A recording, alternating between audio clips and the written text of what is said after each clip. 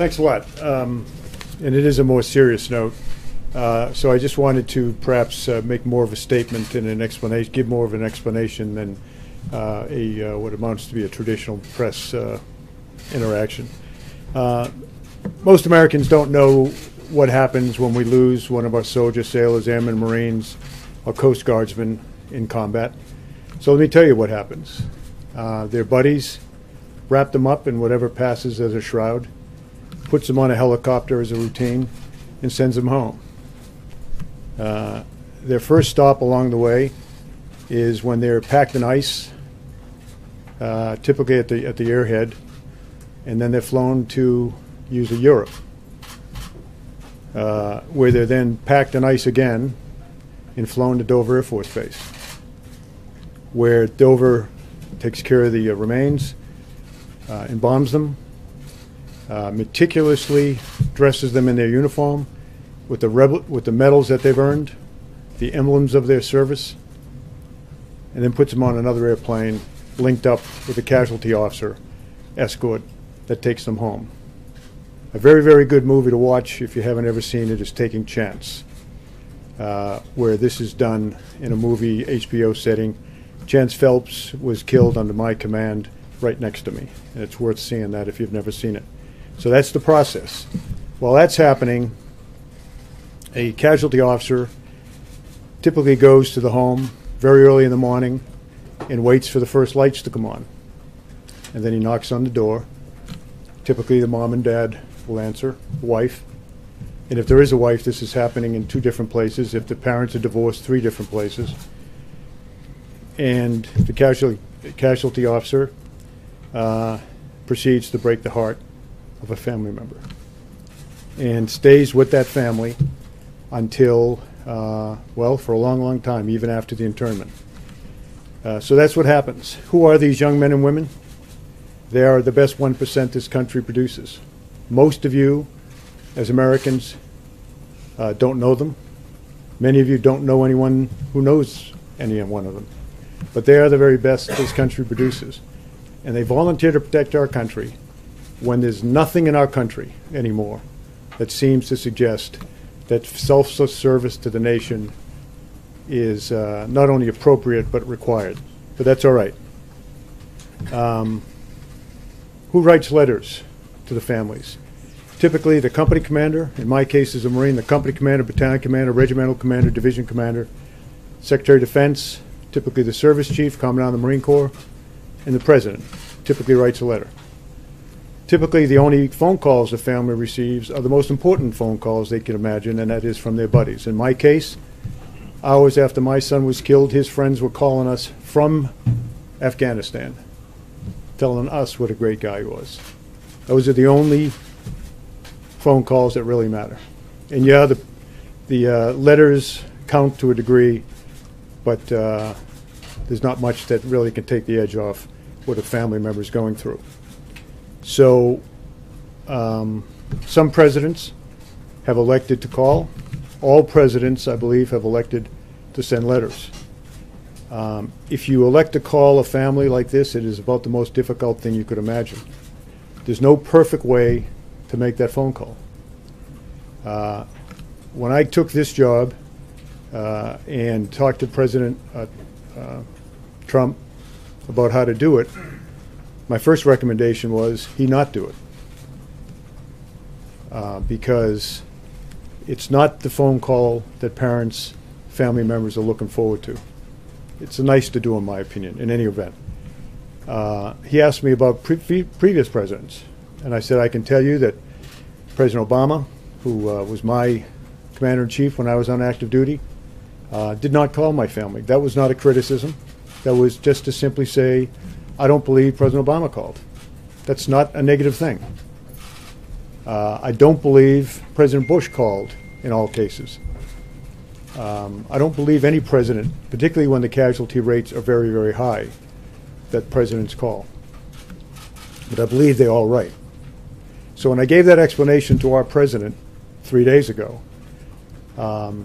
he elected to make phone calls in the case of the 4 young men who we lost in Niger at the earlier part of this month. But then he said, you know, how do you make these calls? If you're not in the family, if you've never worn the uniform, if you've never been in combat, you can't even imagine how to make that call. But I think he very bravely does make those calls. The call in question that he made yesterday, or day before yesterday now, were to 4 family members, the 4 fallen. And remember, there's a next of kin designated by the individual. If he's married, that's typically the spouse. If he's not married, that's typically the parents, unless the parents are divorced. And then he selects one of them. If he didn't get along with his parents, he'll select a sibling. But the point is, the phone call is made to the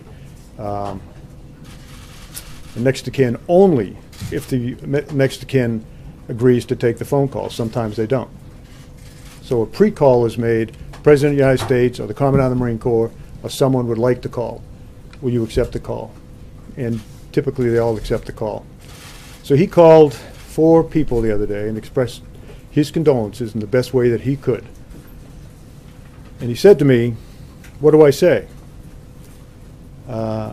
I said to him, "Sir, there's nothing you can do to lighten the burden on these families. But let me tell you what I tell them. And let me tell you what my best friend, Joe Dunford, told me, because he was my casualty officer. He said, Kel, he was doing exactly what he wanted to do when he was killed. He knew what he was getting into by joining that 1%. He knew what the possibilities were because we're at war. And when he died, in the 4 cases we're talking about, Niger, my son's case in Afghanistan, when he died, he was surrounded by the best men on this earth, his friends. That's what the President tried to say to 4 families the other day. I was stunned when I came to work yesterday morning and brokenhearted at what I saw a member of Congress doing. A member of Congress who listened in on a phone call from the President of the United States to a young wife, and in his way tried to express that opinion. He's a brave man, a fallen hero. He knew what he was getting himself into because he enlisted. There's no reason to enlist. He enlisted. And he was where he wanted to be, exactly where he wanted to be, with exactly the people he wanted to be with when his life was taken. That was the message. That was the message that was transmitted.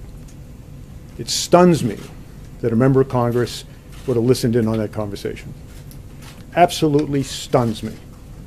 And I thought, at least that was sacred. You know, when I was a kid growing up, a lot of things were sacred in our country. Women were sacred and looked upon with great honor. That's obviously not the case anymore, as we see from recent cases. Life, the dignity of life, was sacred. That's gone. Religion, that seems to be gone as well. Gold Star families, I think that left in the convention over the summer. But I just thought the selfless devotion that brings a man or woman to die on the battlefield, I just thought that that might be sacred. And when I listened to this woman and what she was saying and what she was doing on TV, the only thing I could do to collect my thoughts was to go and walk among the finest men and women on this earth. And you can always find them because they're in Arlington National Cemetery. Went over there for an hour and a half, walked among the stones, some of whom I put there because they were doing what I told them to do when they were killed. I'll end with this. In October, April rather, of 2015, I was still on active duty, and I went to the dedication of the new FBI field office in Miami. And it was dedicated to 2 men who were killed in a firefight in Miami against drug traffickers in 1986. A guy by the name of Grogan and Duke. Grogan almost retired, 53 years old. Duke, I think less than a year on the job. Anyways, they got in a gunfight and they were killed. 3 other FBI agents were there, were wounded, now retired. So we go down, Jim Comey, get an absolutely brilliant memorial speech to those fallen men and to all of the men and women of the FBI who serve our country so well and law enforcement so well. There were family members there. Some of the children that were there were only 3 or 4 years old when their dads were killed on that street in Miami-Dade. 3 of the men that survived the fight were there and gave a rendition of how brave those men were and how they gave their lives. And a congresswoman stood up, and in the long tradition of empty barrels making the most noise, stood up there and all of that and talked about how she was instrumental in getting the funding for that building and how she took care of her constituents because she got the money, and she just called up President Obama, and on that phone call he gave the money, the $20 million to build the building. And she sat down, and we were stunned that she'd done it. Even for someone that is that empty a barrel, we were stunned. But you know, none of us went to the press and criticized. None of us stood up and were appalled. We just said, okay, fine. So I still hope, as you write your stories, and I appeal to America, that let's not let this maybe last thing that's held sacred in our society.